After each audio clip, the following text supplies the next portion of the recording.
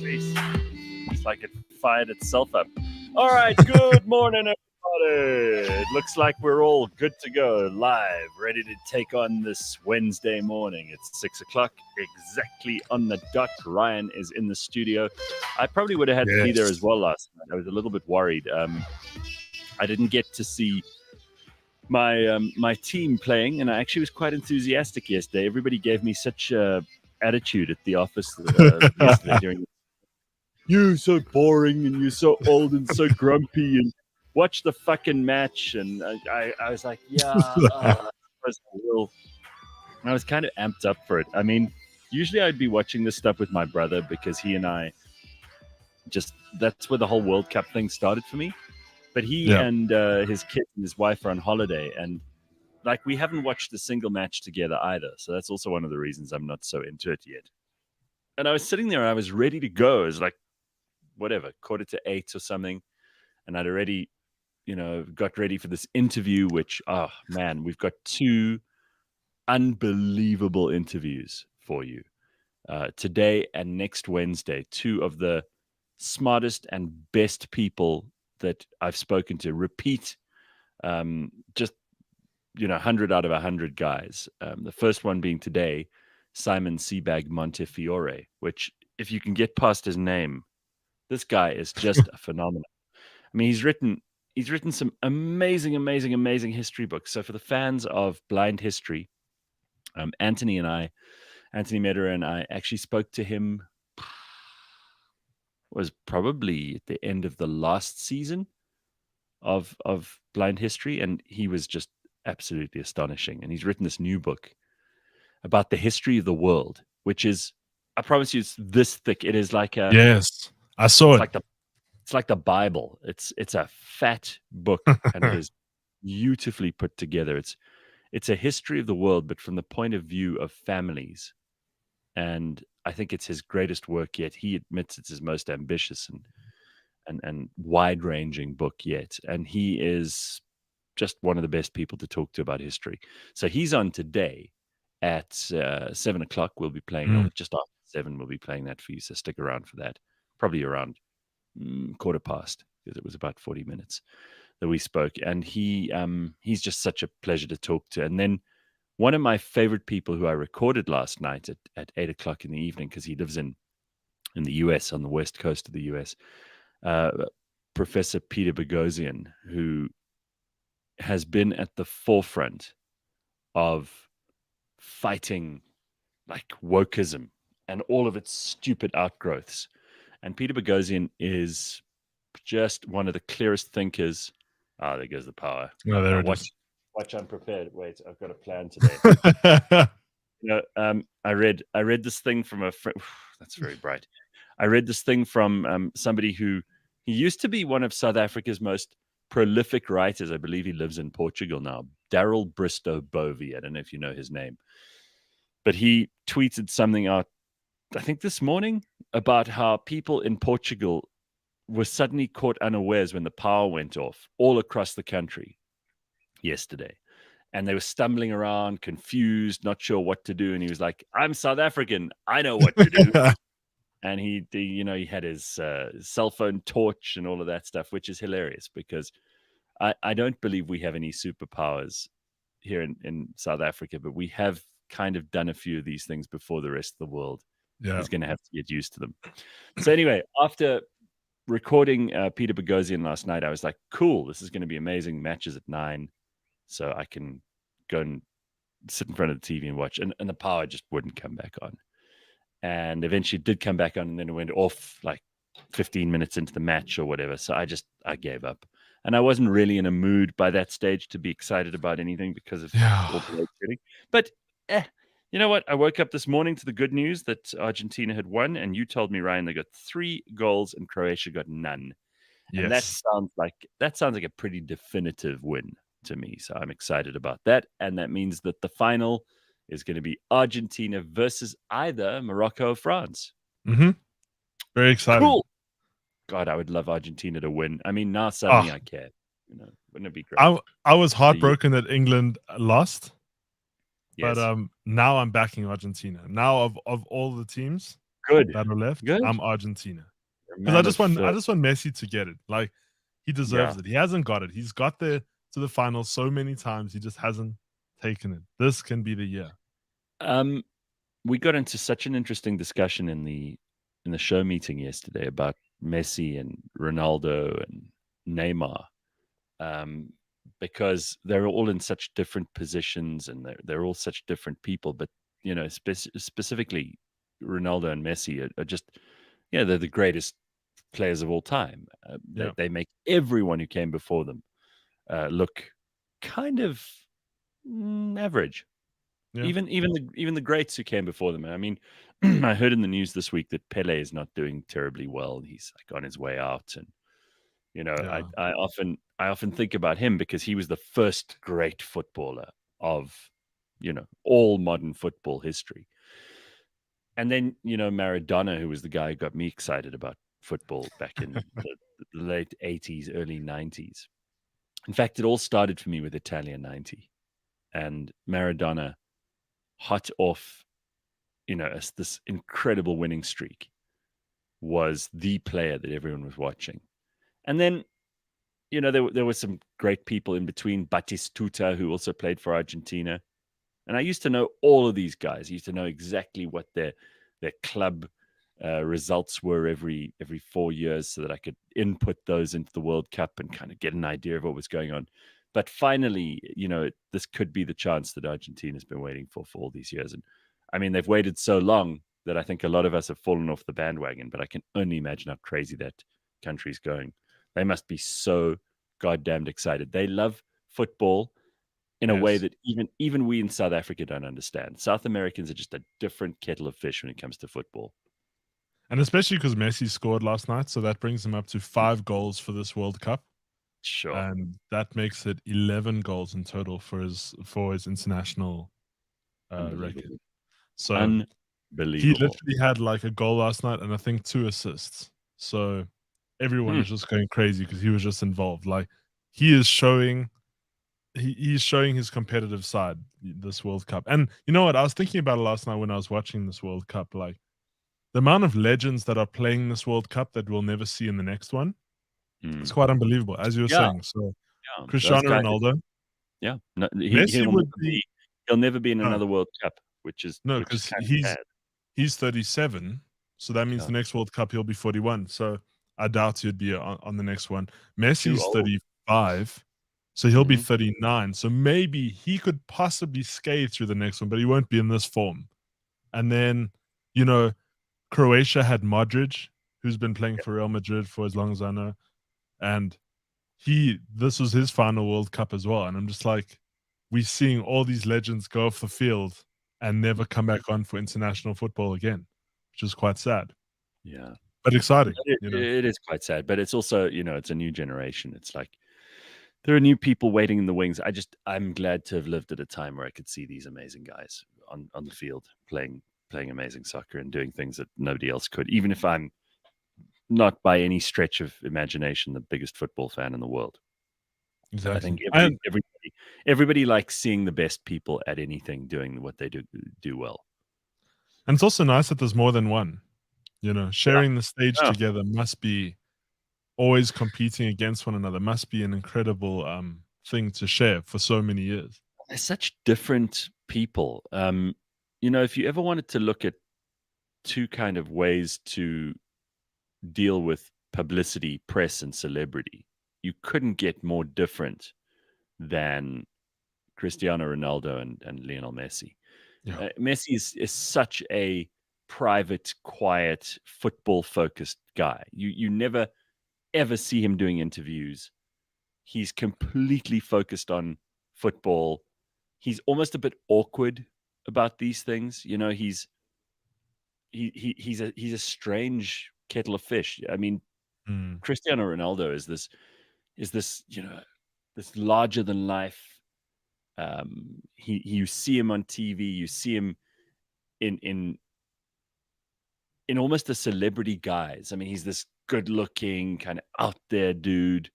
We know who he's Hardworking. married to. But We know all his stories. We don't know anything about Messi's private life at all, except that he owes a huge amount of money in taxes, and his dad runs that, and that's all we know. Am I right? Yeah, no, that's it. Also, you'll just see Messi on like Lay's adverts or whatever. But Mm. also, Cristiano Ronaldo is the most followed player or athlete, and I think the most followed person in the world, with like 500 million followers on Instagram now. Especially after that latest Piers Morgan interview, he just gained like even Oh, more did it publicity. go up? Oh yeah, we went way up. He is like the See, most recognizable, person on the planet. uh, according to Forbes, Ronaldo in 2020 became the first active team sport athlete to surpass $1 billion in career earnings. Yeah. And I'll tell you something about that deal as well, because there was a deal he signed with Nike, right? And Yeah. personally, I wouldn't have done this deal if I was George Mendes, but that's just me. He signed a lifetime deal with Nike to sell his merchandise for $1 billion. But Jeez. when you look at the stats, they were saying in the first 3 years they sold over $300,000 worth of, is it three or No, 3 I'm not. million or something like that. But Uh, basically in a couple of years, it surpasses the amount that he got paid, and they're already making profit off it. Like, of 1 billion, they're already making a profit, which is quite well, crazy. look, success is just at that stage and at that level of excellence. You just, success begets success. Like everything he touches turns to gold because you're so big and so incredible that you just, suck the air out of the room when anyone else walks in. And it's Yeah. incredible. And every bit of it is deserved. There are lots of people in the world who think, wow, I wonder how that asshole made money. I wonder how, because nobody likes this person. You see a lot of these billionaires, like, and you think, well, okay, sure, you came up with this one good idea, and that's true. I think for Zuckerberg, for example, with Facebook, and he deserves his money. Don't get me wrong, but you think he's not really a likable guy, and a lot of people feel the same way about Elon Musk, for example. You like him, Yep. you're a big Elon Musk fanboy, but a Yep. lot of Yep. other people are not massively into Elon Musk. So they look at this, they go like, how did that like dork get to be the richest guy on earth? And I think Mhm. with Cristiano Ronaldo, even if you get people who are bigger fans of other footballers, I think even the most, oh wow, even someone who really doesn't like any of the clubs that he's played for, or him in his Portugal, team, or I don't think anyone hates Cristiano Ronaldo. I don't think there are people in the world who like despise him because he's got some horrible aspect to his personality. He seems to me to be one of those guys, and Messi's the same, really. Who, some people like him more, but nobody really despises him for Yeah, anything yeah. but like the dumbest "I support the opposite team" reasons. Am I right? Yeah, yeah. I think it's if they don't like him, it's jealousy only because when he walks into a room, like I don't know how to describe it. He's very humble, but at the same time, he makes sure you know that he works hard. Like he's the first one in and last one out all the time. He's putting in all the work, and so I think a lot of players get jealous because he just walks in and he's the attention. Carl says he's the hardest working athlete on the planet ever. Yeah. Every player who's ever played with him will say that. Legend. Plus, his girlfriend is a smoke show. Mm, mhm, mhm. Yeah. Oh, I see. Lebang is in the comments. She's busy Yes. answering some people asking where is Lebang Hosana. Well, Lebang is busy. She's got a lot on her plate for next year, so you're going to be hearing much more and much more interesting stuff from Lebang than you imagined. But we'll get to that, and we've got lots of things to tell you in the new year. It's going to be exciting. Don't you worry. I'm not going to give away too much now, but it's going to be exciting. So we've also got to talk a little bit about what was happening yesterday, because I think people in this country are a bit more than slightly pissed off, right? We're going into December. We want to be Mhm. excited about that. The ANC had their meetings. The Parliament had a meeting yesterday. Of course, you've got to remember, things are so fucked up right now that Parliament can't even meet in Parliament because someone tried to burn it down. And people have forgotten about that, but they had to meet in the City Hall yesterday. And then they had to vote on the cash and sofa scandal, the Pala Pala scandal. Yeah. And Cyril has survived, but by a ball hair. And Nkosazana Dlamini Zuma, who, frankly, I cannot believe is still a player. She was the Minister of Health during the Mandela regime. How she's been in politics for longer than Nelson Mandela was in jail. She's been around since, Sure. since the Let that sink in. early days. She has been basically loathed and despised by the majority of South Africans since she started with her anti-smoking campaigns and banning cigarette advertising and all of these other pet projects that she's had along the way, despite being, involved in things which people would turn their nose up at. And I've vacillated between absolutely despising her during lockdown when she was personally responsible for making a lot of the dumbest decisions during lockdown. And then I saw her stand up yesterday in a moment of like, this is my time to shine, or whatever you want to call it. I mean, I think it's just internecine politics that don't interest me particularly, especially an organization that is rotting in the core of its being. But MPs in a special sitting of Parliament yesterday voted to reject a move to begin impeachment against Cyril Ramaphosa. The president was accused, of course, of covering up the theft of a large sum of foreign currency from his farm in 2020, some of which had been hidden in a sofa. The debate before the vote focused on an independent report which concluded he may have violated the Constitution.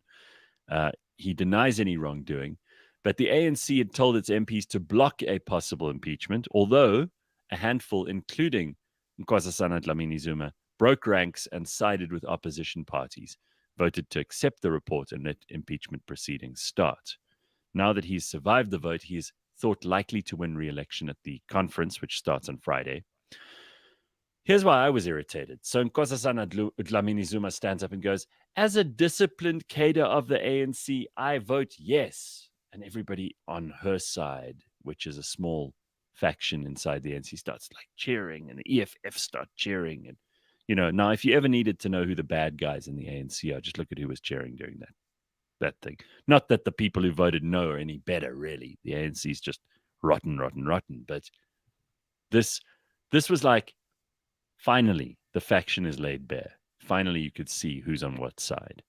And I have no respect for any of them, frankly. But Nkosazana Dlamini Zuma was the first of 4 of the ANC's MPs to publicly vote for the adoption of the Pala Pala report. And this just shows you that actually the ANC is just a vehicle where people jockey for power. And while they're all doing this and making it all about them and not about the people of South Africa, because this whole Pala Pala thing has got fuck all to do with anyone in this country except Cyril and the ANC. Really, it doesn't affect us in any way. We knew all of them were dishonest, including Cyril, from the beginning. And his crimes may be less on a scale of most corrupt to least corrupt. He may be towards the least corrupt side. But actually, they're all just filthy, dirty, rotten scoundrels. And when you see all of this going on, and the average South African cannot pay their bills and keep the lights on because of the incompetence of this government, the lockdowns, the absolute ruination of this economy, which I think I've been completely consistent on. And some other people have been too. We haven't gone, well, give them a chance, or no, these guys know what they're doing. Or I've said for 12 years that the left hand doesn't know what the right hand is doing. And you would be better off hiring, my Cavalier King Charles Spaniel to run the economy over any of these people who've professed to be the experts, because the last time we saw any growth was under Thabo Mbeki. And we can kiss all of that goodbye as long as the ANC is in charge. And when I saw them all doing this, and I thought, why am I sitting here in the dark having to find ways around this government, find ways to to power my house at great personal expense, like so many people in this country have had to do, or worse still, sitting without any options because we can't afford to put in like solar or whatever else it is, the case that most people in this country sit with. And you think, how can these guys be prioritizing their own internal battles when the rest of us are struggling like this? They clearly don't give a shit about us. And I was No. furious. I was like properly angry for the first time in a long time, because I've said this before on the show. And Ryan, I'm sorry if I've got verbal diarrhea this morning, but I've been No. drinking. No, I agree. This year and last year, I stopped caring. I stopped caring about a lot of things. Do I care about Russia and the Ukraine? Not a chance. If you ask me to get excited about climate change, I don't care. I don't care about it. I honestly don't. If you ask me to get excited about, think of something else that's a big deal in the world today. What are people getting excited We about? can't even think about it because it's these Meghan headlines are stinking up the place. I don't care about any of this stuff. And it's maybe because I'm kind of maturing in terms of not every battle needs to be fought. But I had this conversation with a friend of mine yesterday, and he actually like slapped me around and said, what the hell's wrong with you? You have to care about some of this stuff. That's why people listen. They want to know what you care about. And I don't want to go so far as to say, I'm sorry that I don't care about these things anymore, because there's still stuff I care about. I mean, that's why I got cross last night. But it takes a lot now to get me fired up. Yeah. So if I get really angry, just know that it's broken through the armor, because the armor's thick after years of like being in this business. And I think most of us we've had enough now. We've just had enough. These politicians must sit in a room with electricity again, arguing about what positions they want. And we sit in the dark. And it makes me want to like get in a plane, fly to Cape Town, walk in there and say to them, who the fuck do you people think you are? Do you know what's going on out there? You know what people are doing to make a living? You know how ordinary South Africans just want a job. They just want somewhere where they can make enough money, where they can pay for their family to have food on the table tonight. They can have electricity when they wake up tomorrow morning. They can do one or two things that just make life a little more bearable. And all you guys have done in the last 12 years, but maybe even longer than that, all you've done is make things worse for people. How dare you? Yeah. That still gets me fired up. Way more than the World Cup or Meghan and Harry. That's all I want to say. Anyway, that's my rant for the morning. Let's move on. Also, do you know how embarrassing it is having these headlines out? After all the press we got from Cyril flying to the UK to meet with the royal family. And then yesterday, all the news headlines were literally South African president hides money in couch. And I'm like, that must... Can you imagine the other countries laughing at that? I mean, to us, we already know it's a joke, but can you imagine the other countries? No, I mean, it is kind of ridiculous. Like, you have to laugh about it, right? It is so stupid. Someone His own money as well. Like, someone who's so rich that they have to store their money in foreign currency in the cushions of their sofa. It's just, if I told you this story when Cyril was sworn in as president, you would have said to me, "Oh, come on, man. He's got lots of cash. He doesn't need to do that. That's embarrassing and stupid." But it's incredible how embarrassing and stupid politicians actually are.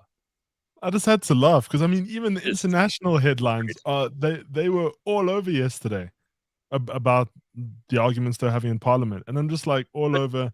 Their main headline is the whole couch thing. If you know what's great, here's something to be optimistic about. And I'm always a silver lining guy, so forgive me if there are a lot of pessimists who listen to the show and angry people who I understand. I love you whether you're cross or you're not. And they're like, "Oh, stop being optimistic." I can't help it. I'm an optimist. Okay, even in the worst moments, I'm an optimist. So every country has realized in the last 3 years, because at the beginning of all of this COVID shit in 2020, I was like, oh no, government is coming back into our lives, and we've got to now reckon with this again. But actually, that whole lockdown thing has backfired so badly on Oh, yeah. governments. People trust them even less now. People are willing to take their word for anything even less than before, because we were Mhm. so badly affected by their shit decisions in every country in the world, with the exception of Sweden, probably. That's the only one where the politicians actually made better decisions than people expected them to. Here, the US, the UK, uh, China, Pakistan, India, pick your country. They were all doing the same thing. And the same thing that they were all doing was all wrong. All of it was wrong. It did more damage than good. If they had done nothing, the world would be better right now than every decision they made. And Yeah. that is without argument what has happened.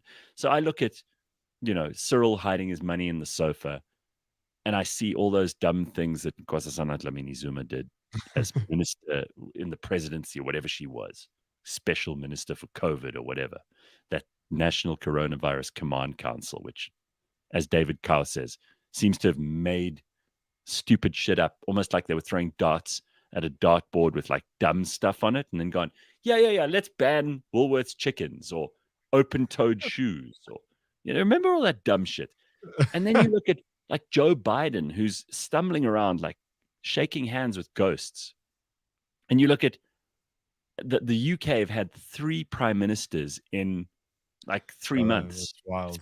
It's been insane.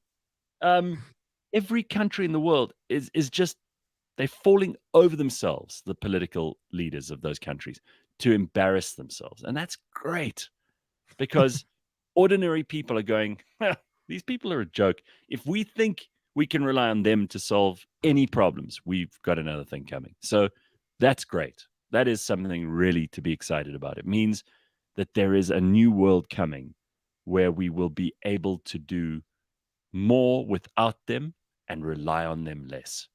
The more we can get away from politics, the better we'll be. Think about all the things that irritate you right now in the world. I guarantee you at least half of them have to do with politics and politicians. All the True. rest is probably fixable. There's technology that's coming out that's making the world a better place. There's the access to information, which is unparalleled in all of human history. I mean, we talk about this with Simon Sebag Montefiore later, and I'd love to hear your thoughts after you've heard the interview. But all of that is just great. SARS used to be the only department that worked in the ANC, but since COVID, they've been captured big time. You cannot buy anything overseas, and now they want to pass a law to check every bag at the airport. Yeah, I mean, even SARS is I'm not fucked up. And Yeah. I'm not shocked. what you want to say? I said I'm not shocked at that at all. I mean, Mm. Even I'm they are just a disaster right now. So that's good. And if SARS is a disaster, you must know it's only a matter of time before the whole thing falls apart. So again, just brace yourself, because it can get a little bit worse, and will have to get a little bit better. yeah. I saw Tracy some says the comments earlier. arrogance, corruption, self-serving, thieving, thuggery, and bullshittery of our government is astounding. Stop nonsense should be the motto of any new political party. Yes. I will vote for that. Well, listen, we were talking very seriously yesterday about stop nonsense and making merchandise, and I promise you, come next year, there's going to be some stuff. So stick around. Stop nonsense. I saw You some wanna say, comments right? earlier with I think it was Arbot. He said it's not called parliament, it's parliament. It's called what? It's called parliament. I think the comments further up here. Let's PHAL. find it. Oh, Parliament. Parliament. Okay, very nice. All right, so we got lots to talk about, but Ryan wants to just quickly show us, because you're on the West Rand, hey? Yes. So you know how, and I've always tried to explain to people who don't live in Johannesburg, Oh, because they don't understand the difference between the South, the East, the West, and the North, right? And all of them have like really rough edges. Whenever we talk about four ways, which I did yesterday with Mash, we were talking about that fight that he saw at the yes. that he went to on Saturday. And Four Ways has always got butts who are looking for fights. I mean, that's where Gord invented his character, Hard Eddie.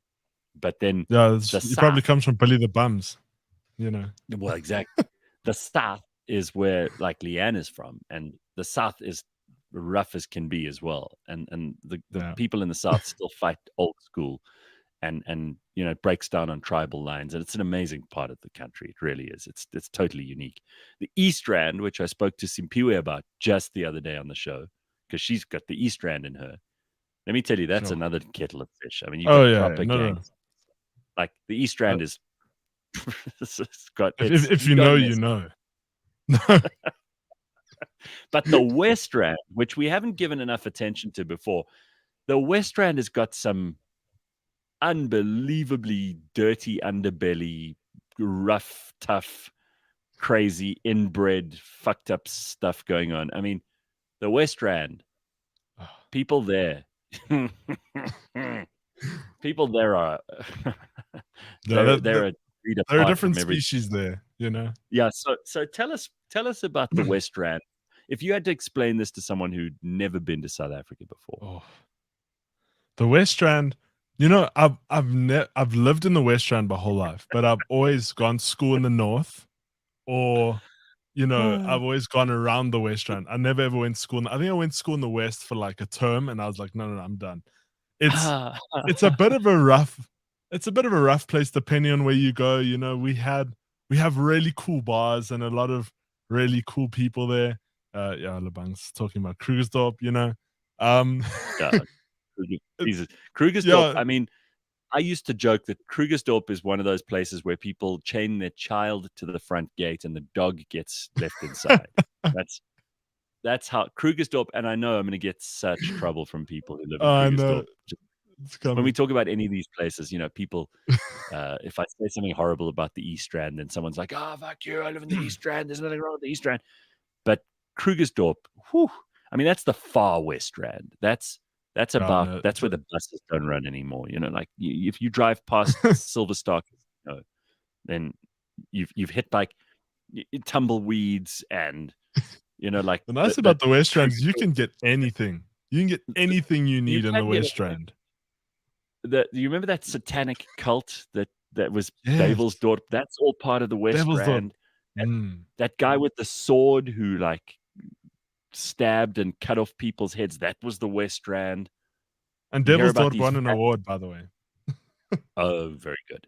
The West Rand's also the place where like there were those two kids who murdered their parents in cold blood. There's a bunch of stuff that happens there that's just freaky as hell.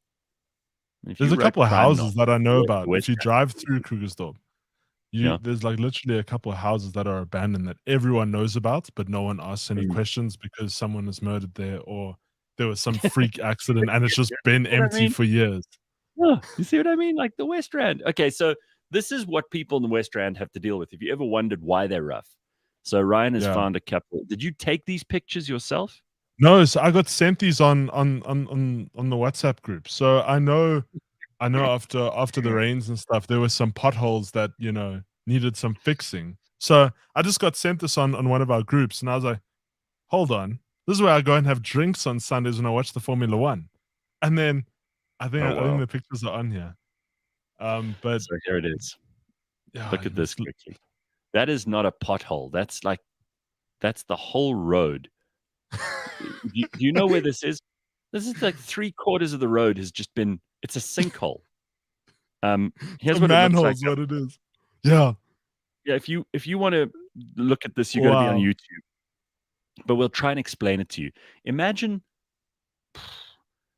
a hole so big that the railing is just left suspended in midair with Yes. the poles just sticking down into the railing that that they kind of make sure that the guardrail along the side of the road, that thing For is just those on the hanging in podcast, midair. yeah.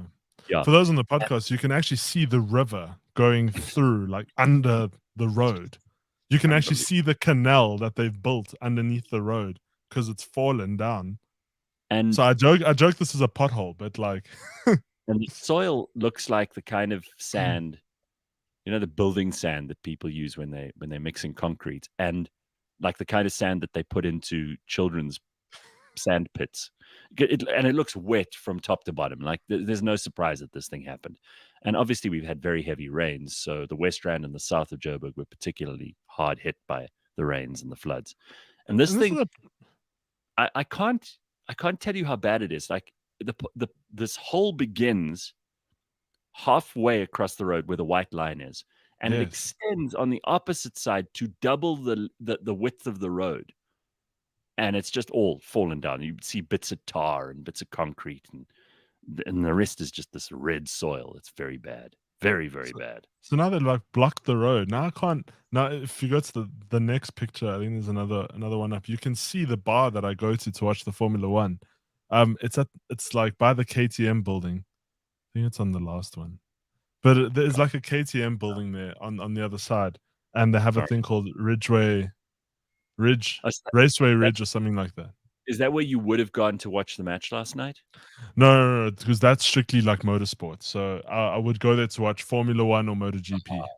Got you. But I was like, now how long is this road going to be closed? Because this kind of connects Krugersdorp to the rest of the West Rand. Well, it's not just you. How are people going Because to get around this? this happened at just up the road from my house. There's this road which is a major thoroughfare, and the same thing has happened. So, again, we've got to have somebody taking care of infrastructure. Do you think all those morons in Parliament last night? Do you think any one of them even knows where these roads are, or cares about them, or is looking to fix them at all? A hole so big that my mom would be jealous. Says Jay. Jeez. All right. Oh man. Look at Snake Road from Benoni. It collapsed from miners underneath Oh it. That's jeez. insane, John Bad Dog says. I didn't realize how bad these rains were. Like I just thought it was a bit wet outside. I didn't realize the damage that it did. Like yesterday I read all the headlines. I was like, this is crazy. It's very hectic. All right, well, let's look at a couple of news stories this morning, because while we're all dealing with potholes, load shedding, and the ANC is infighting in Parliament, at Tembisa Hospital, the SIU, that's the Special Investigation Unit, whoever is in that operation is working. They're the only people working hard this December in government. They're probing 1 billion in payments to syndicates. Now, I hate to say it, but Monday we talked about the 3 billion Guyani water project where, 3 billion rand has just disappeared.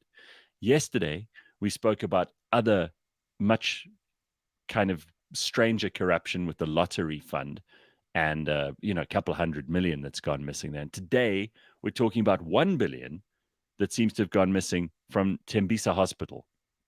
Business people who are in syndicates who operated an array of companies trading with the hospital have stolen 1 billion rand. This was revealed by Premier of Gauteng, Panyaza Lesufi, at a media briefing in Midrand on Tuesday afternoon.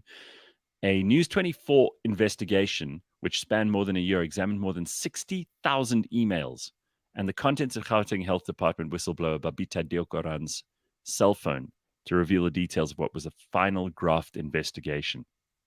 So what's amazing is that this person, this Deokaran, was assassinated because they tried to stop 100 million rand in a possibly fraudulent payment, and had flagged other transactions valued at 850 million rand. Assassinated.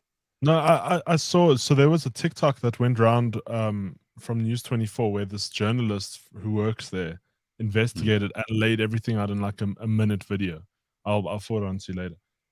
But like the amount of corruption in this, he was talking about, there was something along the lines for 500,000 rand for skinny jeans for the patients. What? And yeah. Like it's utterly ridiculous. Like this story hasn't even fully broken yet. Like trying to hide the ball. These guys are so brazen about this. They're not even attempting to make it look, like it's a legit thing. Like, what's a hospital buying skinny jeans for? Well, that's it. This is a story people need to watch for, because it hasn't even broken yet, and the person who was murdered was onto something, and clearly they Wow. Well, I see in the comments, DK says all KTM fans, like, yeah, a place to test the latest enduro bikes. Yeah, KTM. When you said that, I immediately I got a picture in my head of like guys on like dirt bikes with like that armor plating, the plastic stuff on their legs and shit. Yeah, yeah, Am I right? yeah. That's No, very it's a whole dealership that they have that's there. very Westrand. Very That's Hendrik Westrand. Potgieter, by the way. That road. It's Okay, Hendrik Potgieter. It's that's a just after main. Clearwater, connecting sort of to Krugersdorp. That's a very big important road. Yeah, So massive. that road collapsing is going to cause huge chaos. That's what I was saying. Like, how are people going to connect? They're going to have to go all the way around and use back roads. It's going to be crazy. Candace Mama's in the comments this morning. Hey, Candace. She Hey, says, "Oh Candace. no, I used to live there too. I love the way you use the same argument as mine. I grew up in the West, but I was schooled in the North."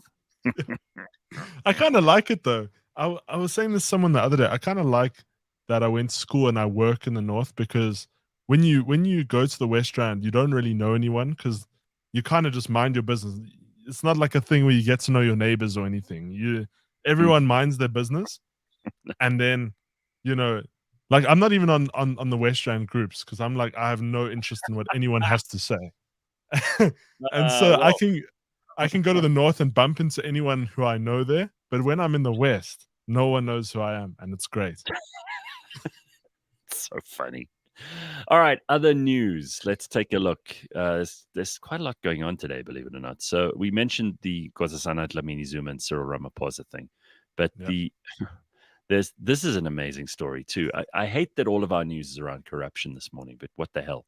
So apparently, an let's dive right in. independent inquiry, um, which has been launched by a number of different people, found the guy who used to work for Cyril at Pala Pala, the guy who supposedly hid the money.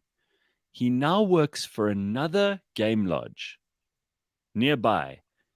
Guess who one of the part owners of that game lodge that he now works for? This is the guy who Hmm. whistle blew effectively on Cyril. L- He's this guy now works for one of Arthur Fraser's relatives, who's a part owner of this other game farm.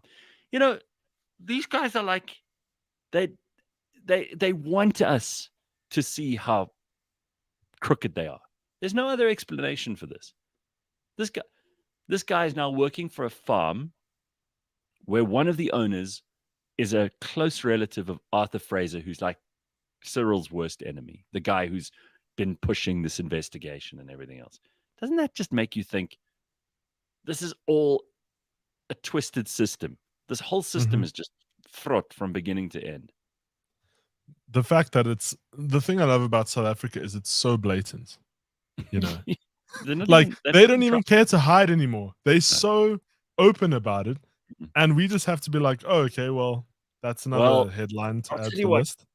there's got to be again an optimistic and positive story this morning. So I found one for you, and this is big. We've spoken about this once or twice before on the show, but we've been waiting. The world is waiting for some major breakthrough in fusion energy, nuclear fusion, because physicists have been pursuing this technology for decades. I mean, if we can get this right, fusion energy, it will give us near limitless amounts of clean energy. So on Tuesday, researchers confirmed they have overcome a major barrier, producing more energy from a fusion experiment than they put in. But experts say there's still some way to go before fusion can power homes and commerce and Sure. industry. But the experiment took place at the National Ignition Facility at the Lawrence Livermore National Laboratory in California. And the director there, Dr. Kim Boodle, said it's a historic achievement. Over the past 60 years, thousands of people have contributed to this endeavor, and it took real vision to get us there. 60 years, this has been an ongoing Sure. experiment. Nuclear fusion is described as the holy grail of energy production. It is the process that powers the sun and other stars. It works by taking pairs of light atoms and forcing them together, so fusing the atoms, right? It releases an enormous amount of energy. So it's the opposite of what we use in most power plants, nuclear fission power plants, where they actually split the atom and they split a heavy atom. Fission is what is mostly known to us as nuclear energy today. But the process produces a huge amount of waste, and it gives out radiation for a long time. It can be very dangerous, and we know we've had issues with, Chernobyl and 3 Mile Island and Fukushima. But nuclear fusion is amazing because it produces way more energy and only small amounts of short-lived radioactive waste, very light and harmless almost radioactive waste. Importantly, it produces no greenhouse gas emissions, and it doesn't contribute to climate change at all. So it'll shut that argument down. But one of the challenges is that it requires extraordinarily high temperature and pressure. So until now, they haven't been able to produce more energy from the experiment than it took to make it work. And if they can get this right, it's unbelievable. What this will do to provide almost unlimited and unbelievably cheap energy. This will put all of the other questions around solar and wind and coal and oil and everything else to bed. It'll be a thing of the past. The only really foreseeable place for, fossil fuels will still be in internal combustion engine vehicles. That's it. The rest, we could do everything with this. So how far are we from actually getting this right? Well, apparently the amount of energy they've generated is tiny, but it's just enough to boil a few kettles. But what it represents is enormous. So they've said that there's a long way to go before it becomes a reality, but the experiment does show that the science works. And before scientists can even think about scaling it up, it needs to be repeated, perfected, and the amount of energy will need to be significantly boosted. It's cost billions of dollars. This experiment is a $3.5 billion experiment, which is just unbelievable. But if they can get this, I mean, if this is the incentive here is enormous because it'll overcome so many challenges. Apparently, they use a 192 beam laser that heats and compresses hydrogen fuel. It is so strong that it can heat a capsule to 100 million degrees Celsius. That is hotter than the center of the sun.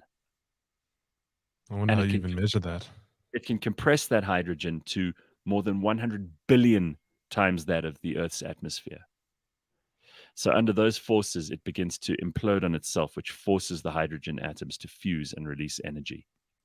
But again, if we can find the ways to make this happen, we can produce enormous amounts of this energy. And I think, this is the future. If we can get this right, this could be, hopefully when someone in 100 years' time listens to this podcast, they'll go, those guys they paid attention to the right story that day. They were talking about a whole lot of shit that nobody cares about now. But in 100 years' time, they'll go, yeah, now we've got nuclear fusion. Thank you very much to the people who were alive in those days and who were working at this laboratory. It's awesome. Awesome stuff. Incredible milestone achieved. Indeed, just need to have the capacity and how to create it. This is still very far from practicality and costs a lot, says Yonda. You're right. But proof of concept is still very effing exciting, especially in this field, says Jean. Quite right. It's very, very cool. Trust me, this is the best story. And here's an interesting one from Kampamba. He says, there's a giant lily plant that blooms every 6 to 15 years, only for 48 hours. And it currently flowered in Stellenbosch today. Kampamba, please send us a picture. Send us a picture of that lily if you can find one. I'm sure someone's taken a picture of it. If it only blooms for 48 hours every 6 to 15 years, that's incredible. Love to know how that looks. So send us that. That would be awesome to see. So very exciting stuff, actually. If you think about that, it kind of makes all the other stuff that we were bitching and moaning about, that I was bitching and moaning about, seem just you are, we mentioned earlier, an Elon Musk fan. So tell me about this email that was leaked, because this guy is just having the most fun any CEO has ever had in their lives with all of his staff at the moment. No, so there were a couple of weeks ago, and I stumbled upon this only last week though, but I read there was an email that he sent out to all his Tesla employees, which then obviously got forwarded to the Twitter employees as well. Um, Hmm. Basically 6 rules for insane productivity. And I thought the listeners would like to hear this because I thought it was quite fascinating. Yeah. Right. So I'm gonna kick off with number 1. So All right. 6 rules from Elon Musk that was emailed to his employees for insane productivity. And I think you'll like this, Gareth, because I know when we do our meetings, you're quite quick to the point. You don't like to waste time. And so this is pretty much like an Elon Musk thing. So the first Go. one is avoid large meetings. He says here large meetings waste valuable time and energy. They discourage Hmm. debate. People are more guarded than open, and there's not enough Hmm. time for everyone to contribute. Don't schedule large meetings unless you're certain they provide value to everyone. Number 2, Cool. leave Good point. leave a meeting if you're not contributing. So, if a meeting doesn't Yes. require your input, value, or decisions, your presence is useless. It's not rude to leave a meeting, but it's rude to waste people's time. So that's number 2. I love that, but a lot of people won't love that. Yeah. Especially in South Africa, there are lots of people who like to work collaboratively. I know Mhm. even you guys in our organization, you guys like to work collaboratively a lot of the time. So if someone isn't there, you feel like they're not really a team player and they're not participating. But Mm. I love how straightforward and direct that is. Like if you can't contribute to this meeting, rather don't be in it. Yes. Don't sit there and take up space. I don't care about your presence. It's not important to me. Like if this isn't your department, it isn't your area of expertise, you can't make a contribution. Don't be there. I'm so with that. I wonder if everybody else would agree. No, I'm I think it's brilliant. Sorry, I just got sent this lily. I'm gonna send it to you to All to right. Let me to put see. up. Let me see what that is. Yeah. Just Just send it to me or whatever. I'll pop it up while you're busy. and But then tell me yeah. more about these rules from Elon about being insanely productive. All right. So that was number 2. Now the third one can be kind of controversial, and Okay. it says forget the chain of command. Communicate with colleagues directly, not through All right. supervisors or managers. Fast communicators make fast decisions. Fast decisions equals competitive advantage. Makes sense. Makes sense. I like that. Good one. What else? So then the next one here, number 4, be clear, not clever. Avoid nonsense words and technical jargon. Nonsense words is a thing. So that's, Mhm. stop nonsense. Avoid nonsense words and technical jargon. It Well, slows down communication, and choose words that are concise, to the point, and easy to understand. Don't sound smart, be efficient. I love it. I love it. People do. They use these terms in meetings like, blue sky thinking, grassroots solutions, um, out of the box. We had a Exactly. whole feature once with all of this stupid language that people throw in, especially in corporate environments. Like, we'll take this offline or whatever they do, and it's nonsense stuff, right? Yeah. It's just stupid. So here is this lily, just quickly as an interruption to this discussion. Here's this incredible lily. Look at this thing, and apparently it's enormous. So it's called the corpse flower. I've actually heard about this, and apparently it stinks. Hmm. Amorphophallus titanum. There's actually the word phallus in there, which is hilarious. Of course, phallus is Oh, penis, but that looks that here's the looks really story from cool. Time Time. I'm so glad Kampamba told us about this. A stench to remember and a marvel to behold, a titan among flowers at full bloom in Stellenbosch. God, how amazing. A Mm. highly endangered titan of flowers that takes up to a decade or longer to bloom and mimics the stench of a rotting corpse was in full bloom at the Stellenbosch University Botanical Gardens.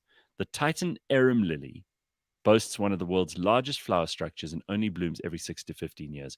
We've repotted it for the last 2 years and have noted a significant growth in corm size. We've been waiting 15 years for this moment. This guy, garden staffer Bruce Esau. Imagine waiting 15 years for a Bruce. flower to bloom. Yo, God, that's amazing. That's that is absolutely cool. incredible. I'm so glad we got that story. And the foul smell is to attract flies that pollinate it, mimicking the odor of a rotting corpse. In years, it Interesting. does not produce a flower. It produces a large leaf to absorb and store resources so that it can eventually have enough energy to produce a flower again. As it increases in size, the flower structure generally also increases, eventually reaching heights of about 3 meters in full bloom. How absolutely incredible. And fascinating. Guys, congratulations to the University of Stellenbosch Gardens team. That's amazing. All right. Yeah, so you wanted to throw up there because of the smell of a rotting corpse. But Yeah. okay. So back to Elon Musk and productivity. Yes. So we have 2 more left. Now, number 5, ditch frequent meetings. There's no better way to waste everyone's time. Use meetings to collaborate, attack issues head on, and solve urgent problems. But once you resolve the issue, frequent meetings are no longer necessary. You can resolve most issues without a meeting. Instead of meetings, send a text, send an email, communicate on a Discord or a Slack channel, and don't interrupt your team's workflow if it's unnecessary. That's number 5. Could not agree more. And agree more. finally, now I think you'll like this one, use common sense. If a company rule doesn't, A, make sense, B, contribute to progress, or C, apply to your specific situation, avoid the following rule with your eyes closed. Don't follow rules, follow principles.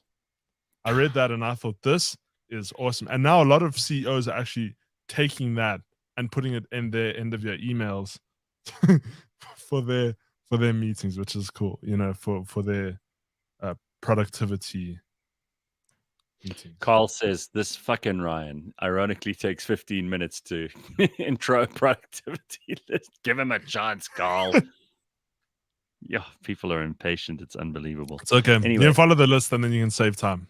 There you go. Yeah, but I'm so glad that you shared that because people waste so much time in meetings. Honestly, it's just such a nothing dumb. It's like people think they're doing something when they sit in a meeting sometimes, but they're not because all the doing happens after the meeting. Mo Rabbit says, I agree on the rules. The problem is the meetings that I attend. The problem is in the meetings I attend. The staff is there to as an staff. Audience. Sorry, Mo, you make very little sense in this. But the staff have to be there as an audience for senior management. I just have to wait for it to end. Yeah, that's also like when people have meetings that they can talk, so they can make it all about them. Yeah. That lily looks like a giant erect penis, according to Mongezi. Well, that's why it's got the name that it's got. Titanic penis plant. That's what it means in Latin.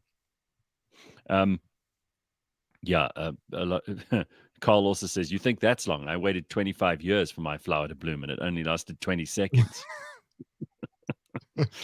All right. Okay, when we come back, we've got lots more to talk about. Plus, we've got this really cool exclusive interview with Simon Sebag Montefiore. I'll tell you about his new book. We talk about that and a whole lot more. He's probably the world's most prominent historian right now. So it's a biggie that we got to talk to him and that we got to add this into the calendar in December. Don't forget, next week, another real titan, to use the term from the Lily, and that is Peter Boghossian. I spoke to him for an hour and 15 minutes yesterday. Oh, wow. And it was worth every second. Just such a smart guy. And I think you're going to love what he has to say. So 2 big interviews this week and next week. Don't go anywhere. All of that and more on the way. We are live. It is Wednesday morning, the 14th of December, 7 o'clock, cliffcentral.com. This week on the Auto Trader podcast. We're often asked, who do we sell to? Who do we build cars for? And people often say, well, I'm not a crook, or I'm not wanted, I'm not high profile, so I don't need an armored car. That's absolute rubbish. By and large, the people we deal with are looking to protect life and assets. Their loved ones, etc. So I'd say more than 50% are people that can afford to leave South Africa, want to leave South Africa, but choose to stay. Okay. So this just allows them to enjoy the wonderful South African lifestyle that we have and be safe. We've secured our homes, we've secured our businesses, we live in the States, we're careful about what we do. Where we're most at risk is on the road because it's a dynamic environment, you're in a transitionary space, you can't control it, so what do? This is the solution. Catch us every Monday at 9 a.m. on YouTube and on autotrader.co.za.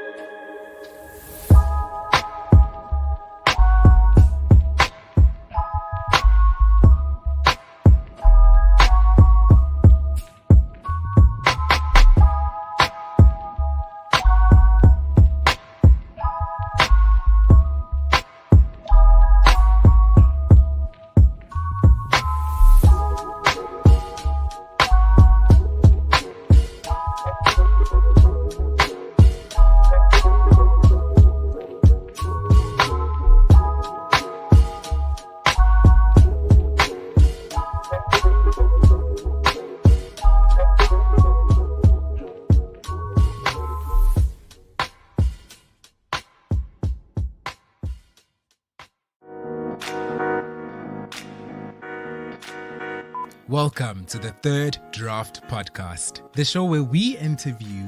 Wait, do I start with who we are? Catch the show. We chat all about Content creation. the business of content. the business of content. Yeah, I and think how we can much take money. this one. And how much. Yeah, Yeah, okay. and then I'll be like, how much money or something. You yes, know, yes, you have yes. to go. keep it a bit yes, private. yes. I'm Cynthia, And I'm Mash. and we are the host of the Third Draft Podcast. So catch fresh episodes every Wednesday on cliffcentral.com On YouTube. and on podcast, Apple Podcasts, Spotify, or wherever you get your podcasts. I like that. I like that. No, no, you do that. I like that. That's good. Love it.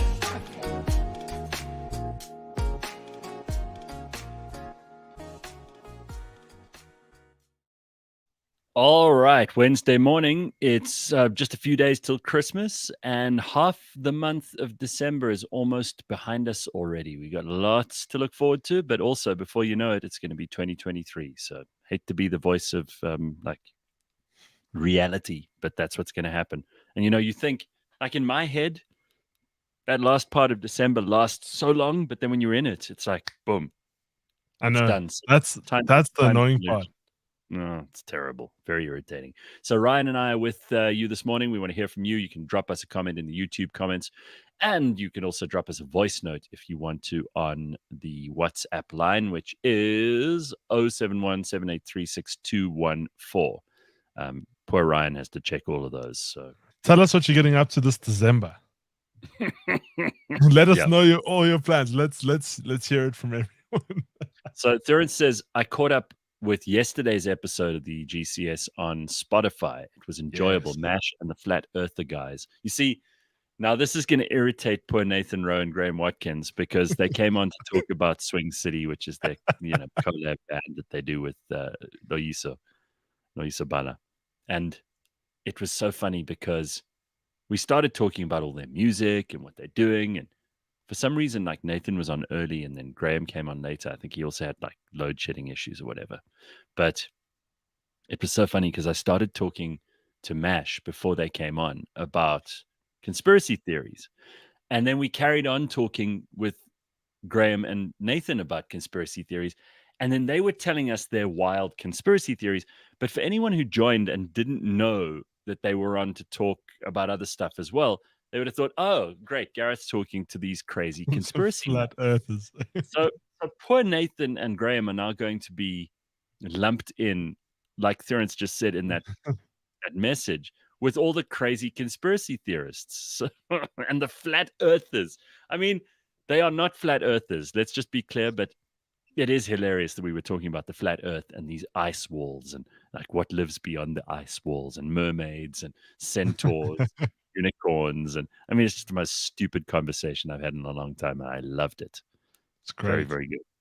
Also, Terence, if you're listening on Spotify, just give us a little rating at the top there, Yes, good idea. Thank you, Ryan. You see, if I didn't have you and Simpiwe and Mash on the show, I wouldn't remember to tell people this, and then I'd get into trouble. So make sure you do it, please. And while you're on the YouTube, like and subscribe. Yes. We need to have those numbers, keep going up. We don't Booming. need them to drop. Booming. Boom, exactly. All right, so there's still lots of other stuff we need to talk about this morning, and there's a lot of stuff that probably you want to get to. We were talking earlier about the World Cup. I can finally say I'm a little bit excited, which is better than I've been up to now about the World Cup, because finally Argentina are in the final. If that isn't a Yes. reason to get excited, I don't know what is. Then nothing's going to work ever for me again in sports. So I'm glad that there's still a spark going on there. Otherwise, it'd be like those old men who can't get it up for their wives anymore, which would be very, very sad. Have you got an Argentina shirt? Oh, from every World Cup until this one. So you need I to don't go get one for this one. It's No, you got to expensive, keep dude. the collection going. No, I know they are. No, I've got enough of them, and I only wear them every 4 years. So what do you mean I need to get a new one? I'll tell you what, I'll wear it. I'll wear it this morning. I've got to go to a breakfast. In fact, I'm seeing George Meany later on. Oh, Yeah, I George noticed and he's not in the comments Angie. today. Yeah, he's obviously he's got things to do this morning, but He's lining some stuff up. yeah, we've also got to talk about like all the exciting things that we're doing next year. So we're seeing a bunch of our clients. We saw a lot of them. They came to our offices just the other day. You were there. Yeah. We got to see all the people who've really powered Cliff Central up through the last 3 years, through COVID, and now after that. These are the people who keep things running. Yeah. Seriously, we couldn't do it without them. And we're spending some time planning things for next year. And I'm going to see George and Angie from Auto Trader this morning. I'll wear my Argentina shirt for them and for Yes. whoever else is in attendance. And are you gonna go somewhere to watch the football tonight? Because tonight it's France and Monaco. No, Morocco. No, sorry, Morocco. Sorry, I don't know what happened. I blanked out there for a second. Monaco. Yes, Morocco. You're the one, I was thinking. I couldn't think of it. You are the one who's got the chart up on the door. I know. You're the one who's been paying attention, dude. Come on, don't give me I know. trouble Sorry. for being enthusiastic. You couldn't even remember that it was Morocco and Monaco. All right. Damn it. Yeah, listen. I don't think I'm going to be extremely excited about this match, but of course I want to know who wins it, because that's who Argentina will be playing in the final. It would be the first African team to go through. If Morocco go through to the final, if they get it, and they haven't conceded a single game except for an own goal. You know, this World Cup. Part of me would really like it to be Morocco, because I think they'd be easier to beat than France just on stats.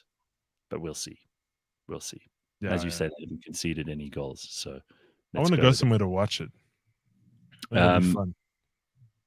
Yeah, there we go. Terence just already gave you 5 stars on Spotify. Thank you very much. You see, we've got to just remind everybody. Sorry, it's irritating. It's part of the show that I really don't find very entertaining, but we've got to do it. Got to keep reminding people to do this. All right. We've got just a few minutes left before I get to Simon Sebag Montefiore. It's a hell of a name, hey? Sure. Imagine, like, I think it's the Sebag part that, like, confuses people. But this guy spent the whole of lockdown writing the biggest, longest book. Did you see it when it was sitting in my office? Yes, I still saw you I think just before you were going to do the interview, and I still said that is one. It looks like, you know those old school Harry Potter books, but like those thick ones. It looked like now, how many pages is it? Like 800? No, it's way more than that. It's almost. How long did it take you to get through? Because that must have taken a while. Look, when I love something, when I'm interested in something, it doesn't take me long to read it. And luckily, this is about history, so it was very easy. But it's part of my work is to read these books, and it's part of my work that I love, because I can do it on my own, wherever, whenever. I can fit it in, take it with me to, while I'm waiting 10 minutes before a meeting or whatever, I can read another couple of pages. I don't have any problem making my way through a book like that. It's books that I'm not that interested in, that it takes me a long time, because I have to force myself to kind of, where was I? Oh, okay, now I got to get back in. And then I don't always remember, because I'm sometimes reading 3 or 4 books at the same time. And then it gets confusing, because I'm like, was that part of this book or the other book? How it goes. Viasan says an Argentina-Morocco final will be lovely. Absolutely. Yes. Yeah, that how much water does a sea bag hood and what's it made of? I don't know what you're talking about, Carl. Beth says, sea bag, is that like semen bag? So ball sack, that's where my mind goes. Well, of course, I knew that, Beth, because you are a dirty, filthy person. Snuggling with my year-old baby pooches, the best. By the way, how's Alice? Says Ruth. Alice is fine. She's barking at things all the time now, which is very annoying. And then I shout at her and she looks at me and I go, okay, I realize you're a dog. That's what you do. You bark at things. And I get cross with her for no good reason. Audiobooks are honestly the best way, says Cunning Stunt. Now, this is a really good point. I do love an audiobook, but I can read at a slightly faster pace than I can listen to an audiobook. And I can't do those 2 times audiobooks. You know, where you listen to it twice the speed. Oh yeah, no, I can't do that. I can't do that with podcasts either. It irritates me too much. The sound is just, it's weird. It's like, you're being spoken to by this kind of high-pitched teenage girl. Exactly, yeah. It's very annoying. I'm sorry, I can't do that. So I do like to read, especially books like this one that I talked to Simon about just now. It's too long to. If I listen to that on audiobook, I'd probably be busy with it until next February. Plus, I'm not even sure it's out in audiobook yet. So, a lot of the books. Can you imagine doing the narration for that? That must take a while. Well, I think it could take as long as that lily took to bloom in Stellenbosch. And then, hopefully you don't stink like a corpse flower by the end of it. I was going to say, I only like those audiobooks that are read by the authors. I don't know if you've seen them, like some of them exclusively read by the authors. And I'm like, that's cool. Especially when it's like an autobiography. I think it's really cool when they get the person who it's about comes in and reads it. I think it's cool. Very, very good. Sanella says, I don't have Spotify, but I'm going to download it just to give the GCS 5 stars every morning. I'm going to do the same on Apple Podcasts. That would be fantastic. Great. Thank you. You see, unfortunately, we do this show every day. Well, fortunately for you, I don't charge you to subscribe to us. I will never do that. I don't want to make it complicated or difficult for you, but in return, all I ask is that you just like and subscribe to these things and rate us 5 out of 5, because the algorithms then put us at the top of the list, and then it spreads far and wide, and more people can come and listen. So I'd like. You're trying to grow the community, I'd like to hear back from you. Yeah, that would be awesome. Audiobooks are like a lullaby. Cabello, I presume you mean they put you to bed. Yeah. Well, again, it depends, like Ryan said, who reads them. Luzanne says, I can only listen to Stephen Fry reading his books. Well, immediately when Ryan said just now, I love when the authors read their own books, I thought of him straight away, because he's just got the loveliest voice and he's got such an ability to speak with authority and elocution and passion, and he uses big words, Stephen Fry uses a lot of words. He's extremely verbose, which I love, because I learn new words that way from people like him. So when he reads his book, you not only learn the new word, but you learn how to pronounce the new word, because he's quite meticulous about how he says things and how he pronounces things. So absolutely. Sven says, I love it when the both of you are on. You guys talk so much sense and interesting points. Well, thank you very much. 1984 makes great audiobook, says Space Brother Productions. Yeah, I haven't read 1984 for probably about 6 or 7 years, but I remember reading it not so long ago. And I mean, you don't forget stuff. I also recently reread Atlas Shrugged by Ayn Rand, which some people despise and loathe and think is a terrible book, but I think it's awesome. And some of the concepts in there are so valuable, especially in an economy where, the world is going through at the moment. It could be really very cool for anybody who hasn't read Atlas Shrugged. Take a look at that now. Even if you don't agree with any of the kind of basic principles in there, it's just an interesting, it's like you need to read Karl Marx's Das Kapital. You need to know these things so that you can argue against them. If you don't know them, and you can't formulate an argument against them, then you can't just deride them and say that they're a waste of time. One or two comments quickly before we get out of this and into the interview. Space Brother Production says, Gareth, please give my mother a shout out for no. You just call her. She's your mother. We don't need to insult with everyone else on the show. Tom Hiddleston's voice. I don't even care about the book. His voice is heaven to listen to. Isn't he Loki from Marvel? Yeah, that's him, right? I think so. If it's the guy I'm thinking of. All right. Sanella says an Argentina versus France final would be great. Let the Giants kill each other. Croatia versus Morocco would have been nice too. A final of the underdogs. Well, that's not going to happen. Yeah. That's some Pee-wee. Yeah, and Beth says, Gareth, it appears you're in good company. Lex Friedman is also a huge Argentina fan. Okay, good. He's cool. I listen to him sometimes. Also good podcast, Lex Friedman. Very nice. Okay, everybody, listen. Here's something I've really been excited to share with you. And I mean, I'm a bit of a fan. There's no point denying it. Simon Sebag Montefiore is probably one of the world's leading historians. In fact, not probably, he is one of the world's leading historians. He's also an extraordinarily prolific author and someone who has put together an astonishing project in his latest work, which I discuss with him here and now. And I'm delighted to be able to present it to you this morning in an exclusive interview. So here it is. Without further ado, Simon Sebag Montefiore and me talking about his new book about the history of the world. Simon Sebag Montefiore is a British historian, television presenter, and the author of a number of very, very popular history books and some novels. And I'm thrilled to have him on for the second time, because the last time we spoke to him, it was for our podcast series on history called Blind History. And we spoke about some of the books that he's already written. But my goodness, do we have a reason to talk to him today. First of all, Simon, what a pleasure to see you. And thank you for making some time for us. Great to be back with you and to talk again. Thank you. Thank you. Well, first of all, congratulations on this volume, which is absolutely, I mean, people talk about, well done on your book. And, you say that especially to a first-time author, and they go, oh, thank you so much. But my God, this is a magnum opus. I mean, this is really quite something.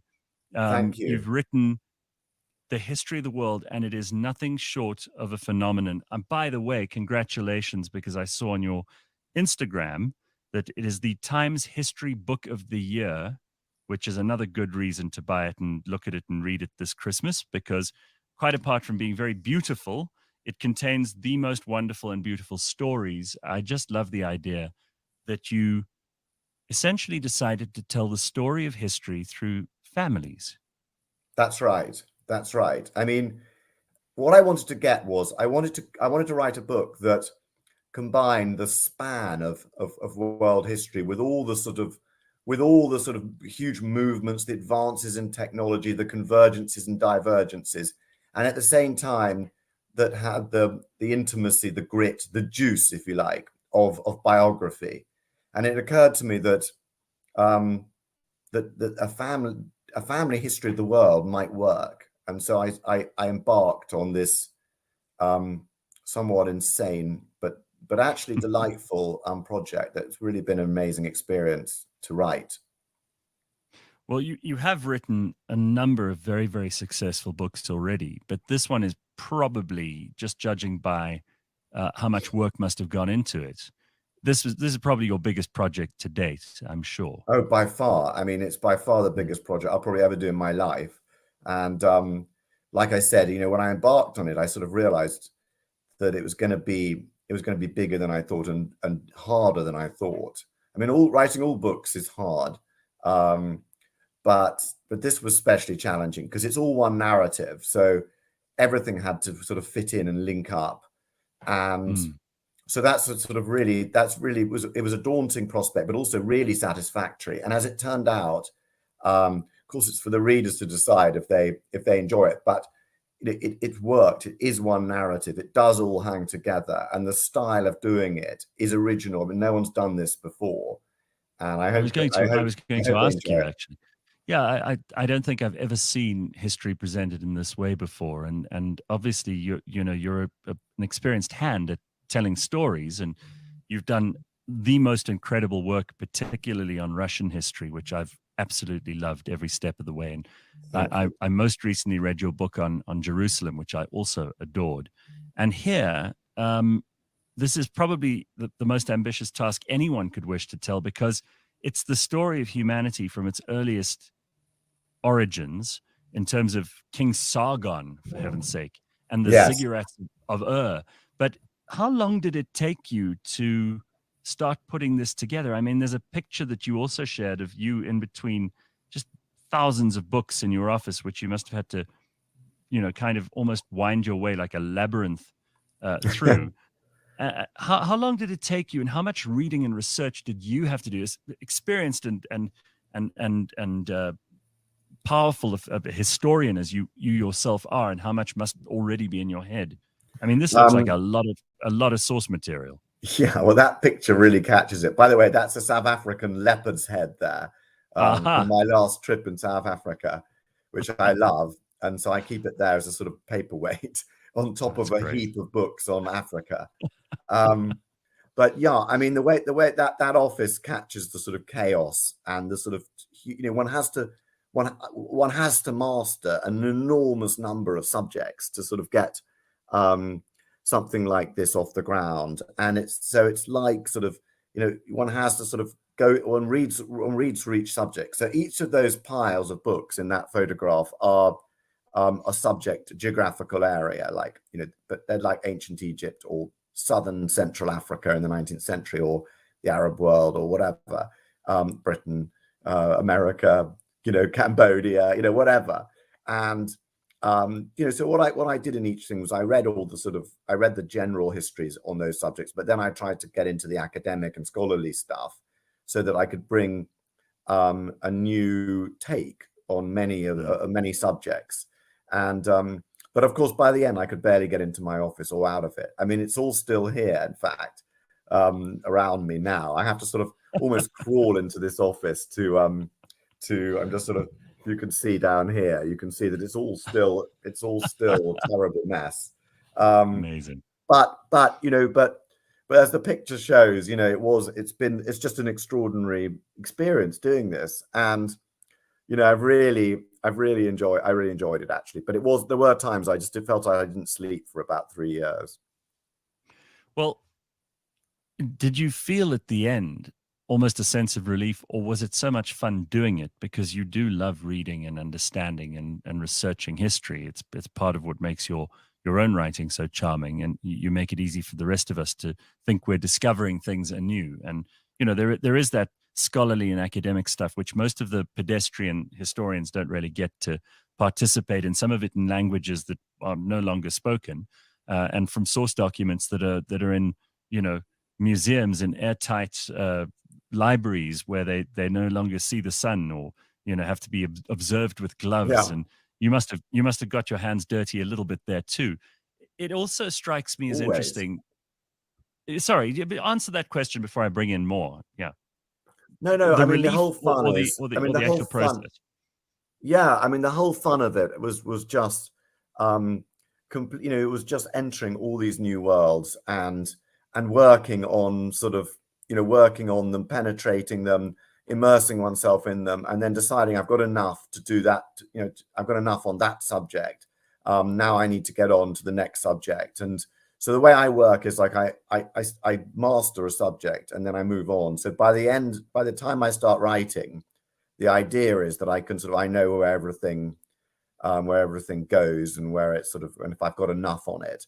But obviously in this case, I was continually new books were coming out all the time. I had to read them all and add them and encompass them into the book.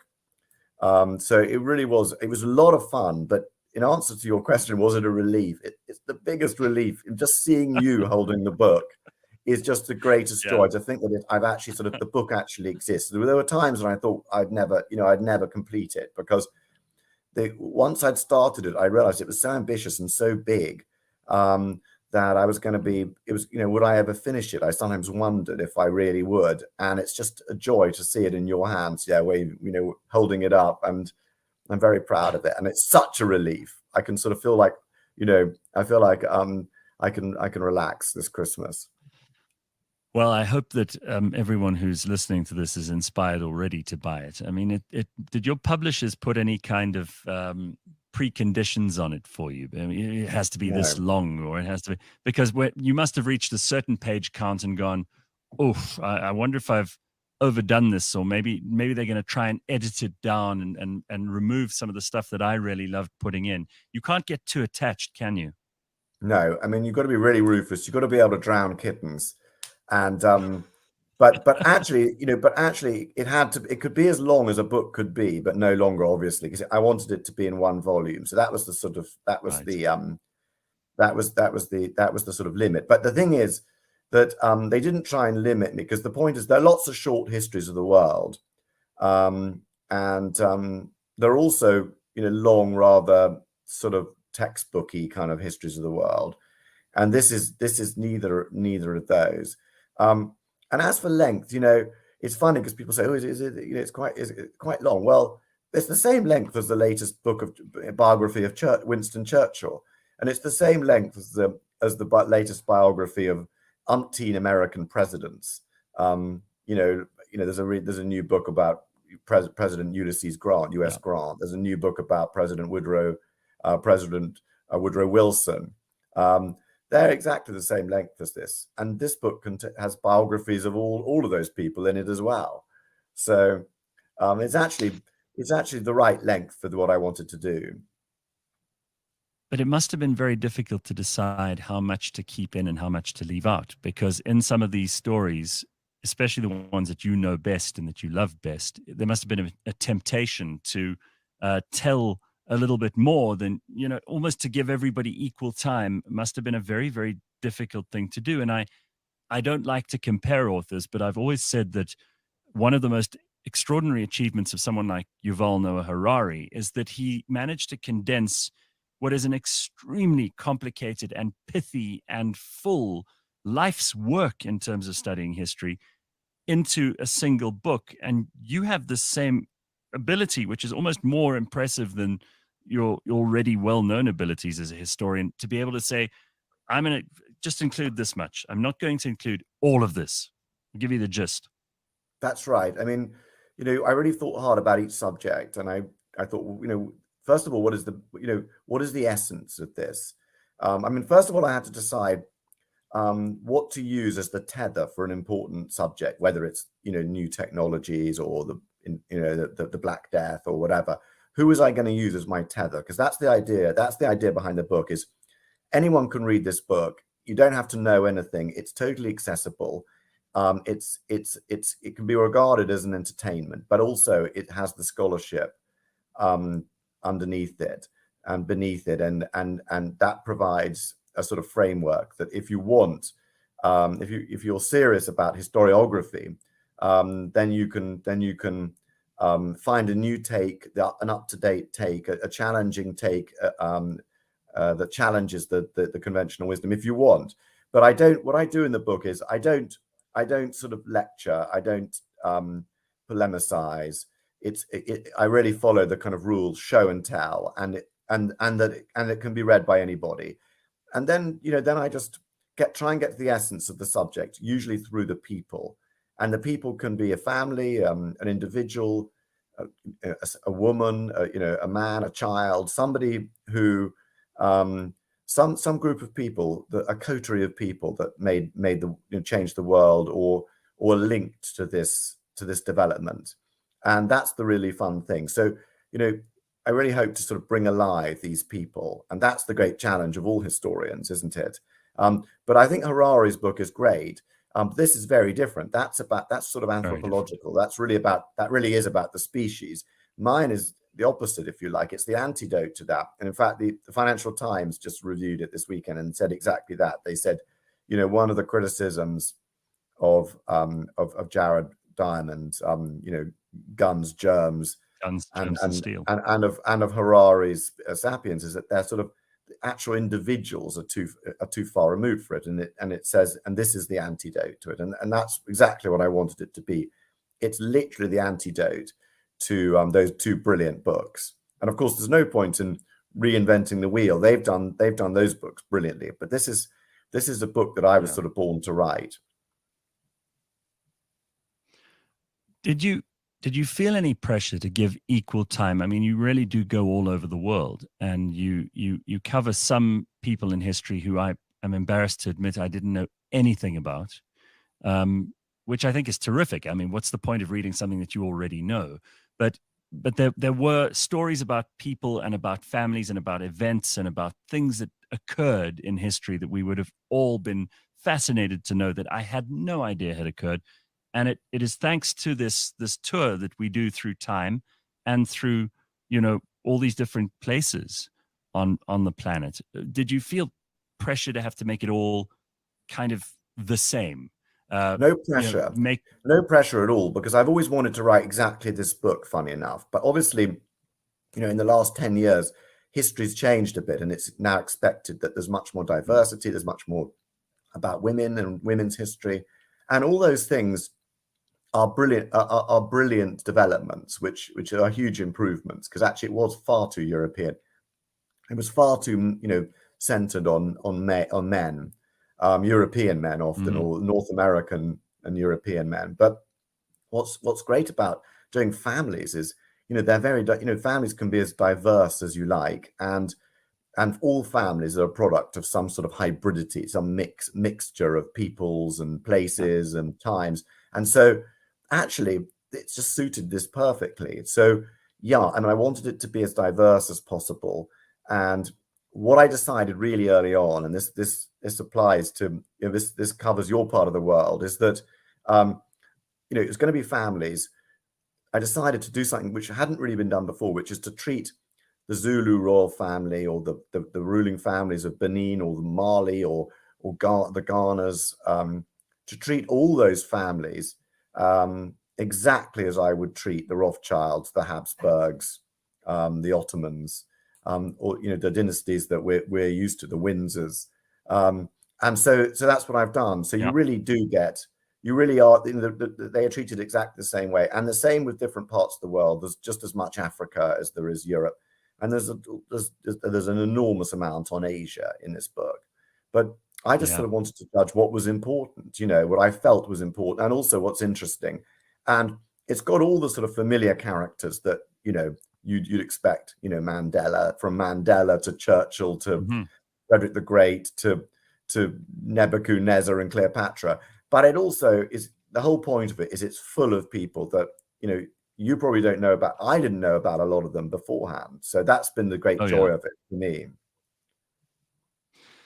Yeah, there is this temptation, though, among historians to almost rank things. How they and it has been the case since the dawn of time. We call this person Alexander the Great, as opposed to Alexander, who was also a king and who also did some conquering. So there's this temptation to kind of look at everything through this lens of history, and then, of course, as far back as you can go, it becomes more mysterious, and therefore they probably have more superhuman abilities, or they look to be more impressive.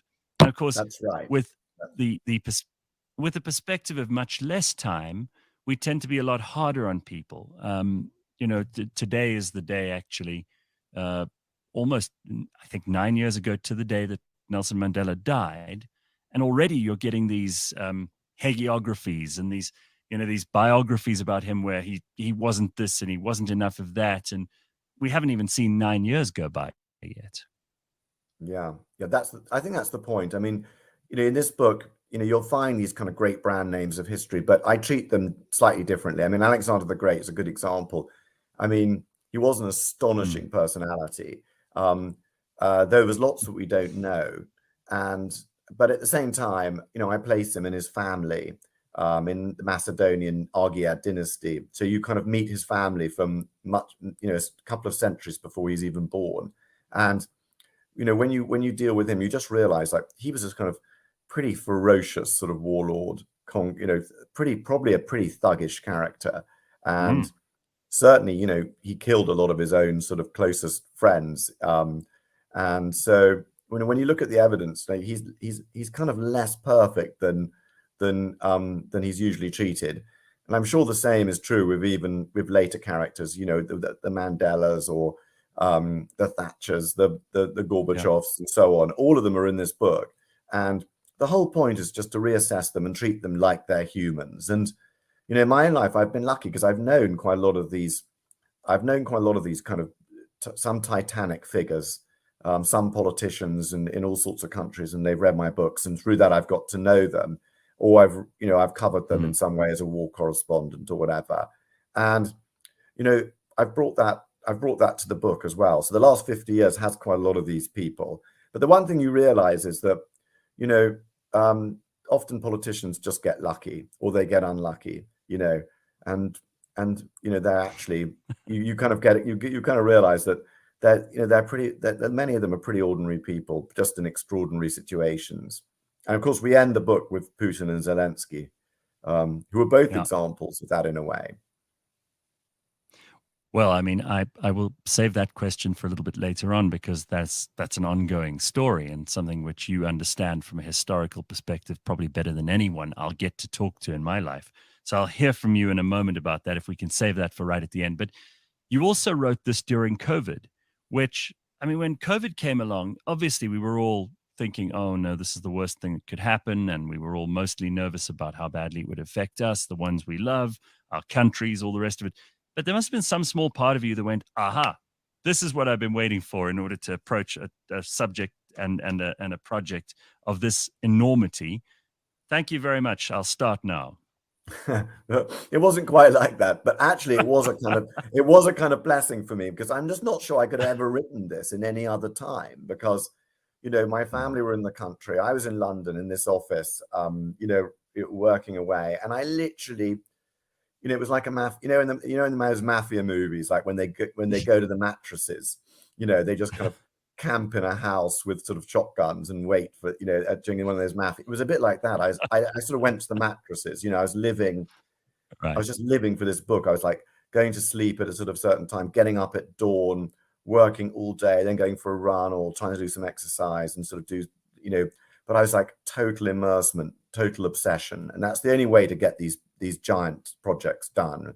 And as for the COVID, you know, actually, I mean, at the time when I was writing it, I happened to start on literally the day of the first lockdown in 2020. I think it was March or the end of February, March. And, you know, and actually I sort of quickly realized that actually this was a kind of, in a way, useful for me. It was a great time for writers, actually, just to sort of be writing, because it was so intense and focused. But also, you know, obviously pandemics and epidemics and plagues played a big part in world history. And so that really concentrated the mind. And we were living through one, and that was interesting. And I was planning to end the book on the day the first person died in Wuhan of COVID. But then, of course, Ukraine happened, and that changed it. And then I already had a lot of Ukraine and Russia in the book, obviously, because those are subjects that are close to my heart and are very important. It's one of the ironies, isn't it, that, you know, half of the academic world now is concentrating on sort of writing about imperialism and colonialism, and yet that none of them were writing about an actual empire that was actually malignly expanding and planning expansion right now, right in front of them, and none of them noticed it. Anyway, that's as it is. But I then changed the end of the book so that it ended on the day of the invasion.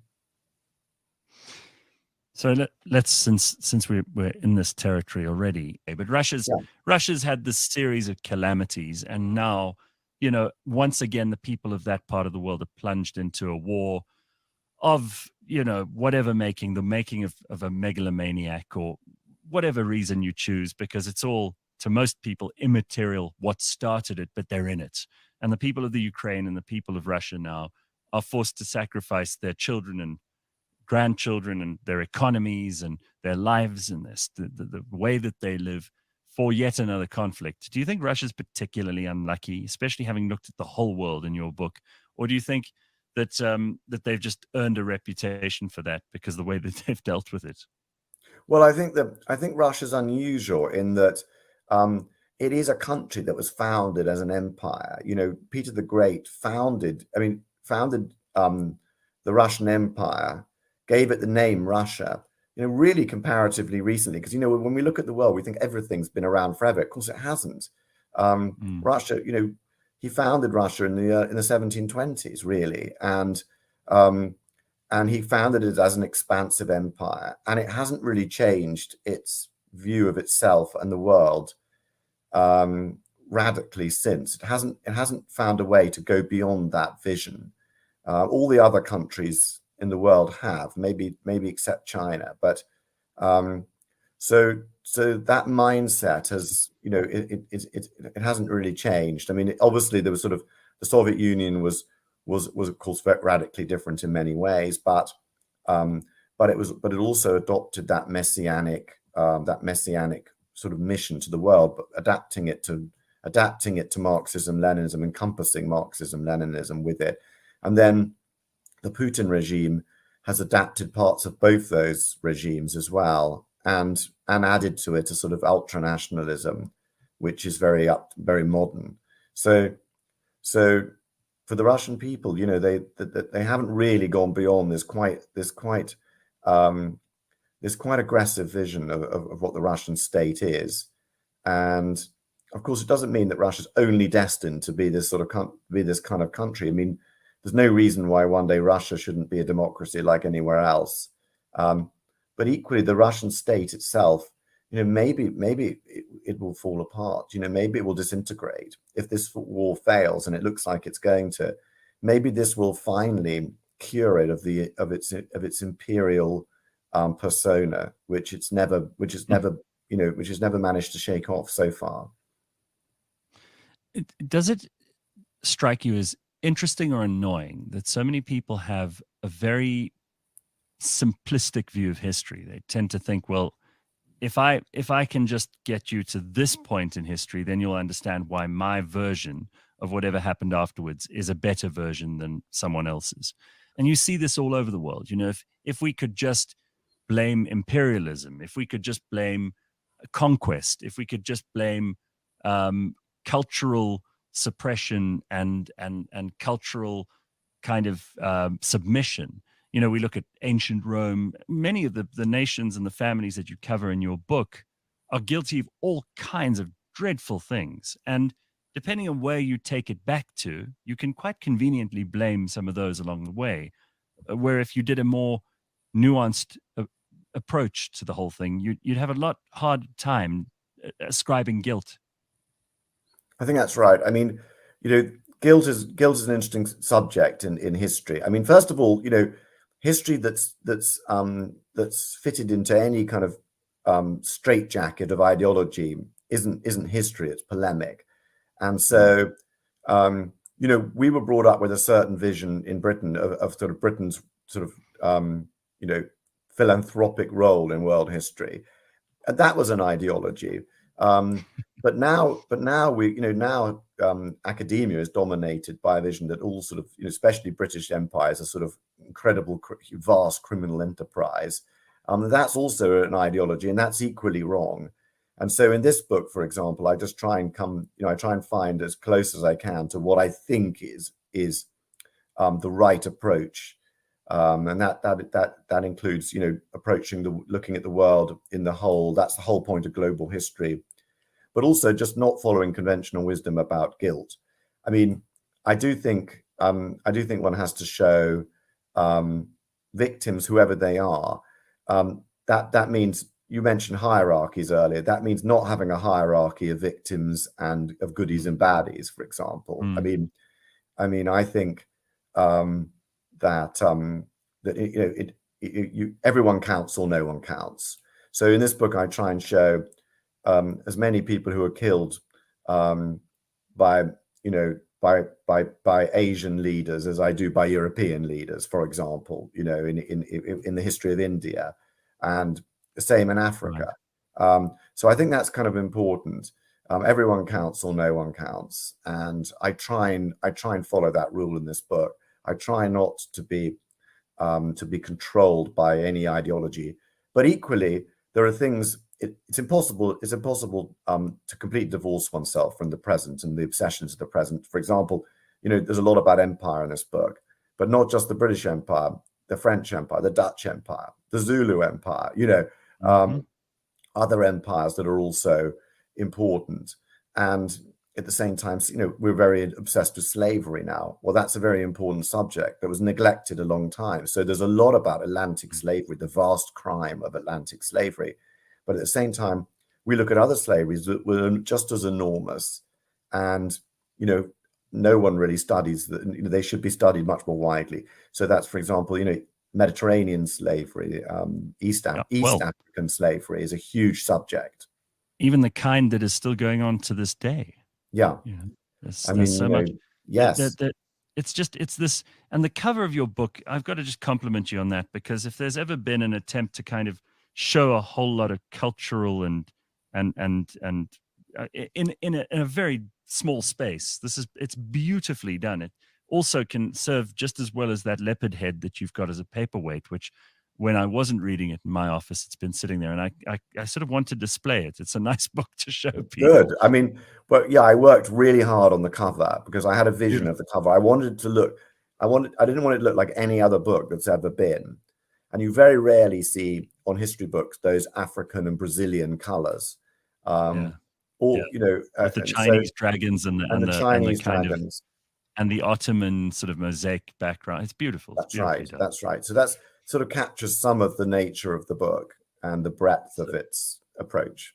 So you said something interesting just now about the, being able to sort of talk about who killed, but very often history is just the story of the victors and the story of the battles. And what I liked about this is that even right at the beginning, you talk about King Sargon's daughter and, what was done to her, and later on to Boudica and many others along the way. And the story of these women who history just says, oh, well, she was conquered. She was taken out by this guy. And they spend much more time talking about the guy. And I think one of the benefits of being around now is that there is this emphasis on the stories that were less well told, the stories that were less about grandiosity, more about human experience.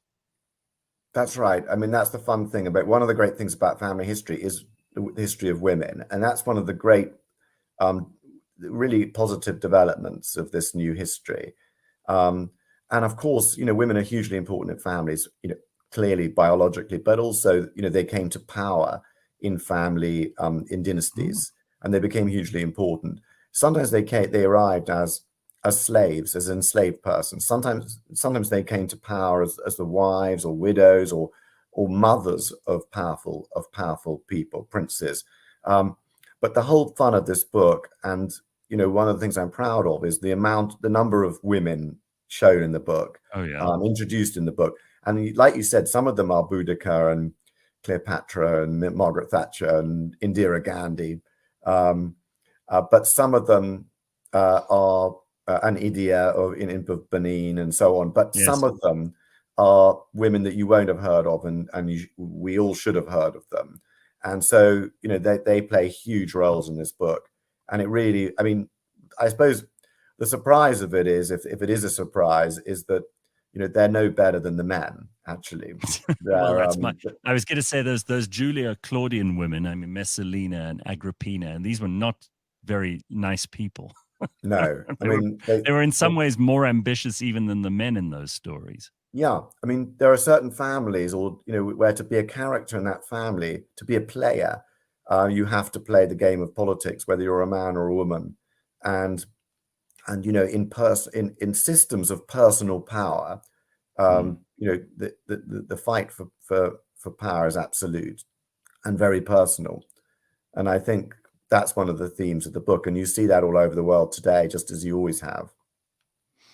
When you talk about the themes of the book, apart from the family and the individual stories, it does seem to me that there's sort of this play on whether or not women and men have the same approach to power, and whether men and women have the same approach to history even.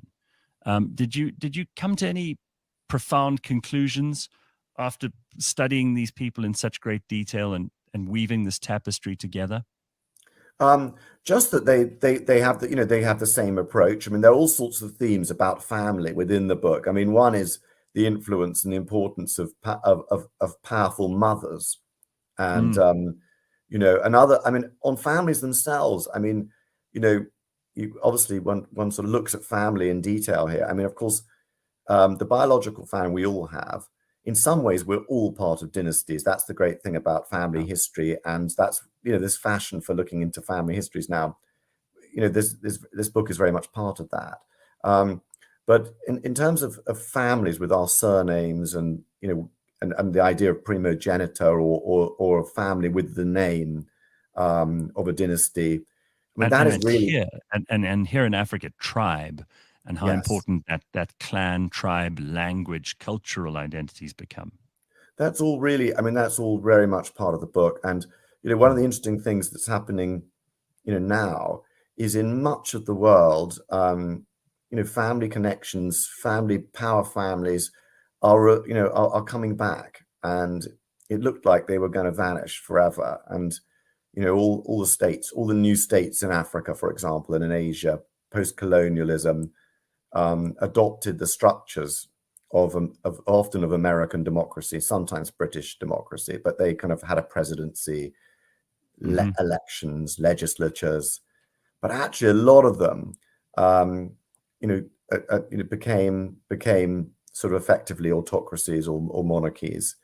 And if you look at the world, especially in Asia today, family, you see dynastic reversion. You see powerful families, taking control again. And that's because states have failed to deliver the kind of security and justice that people expect, and they can get it. They feel they can get it most from their tribe, from their clan, from their dynasty.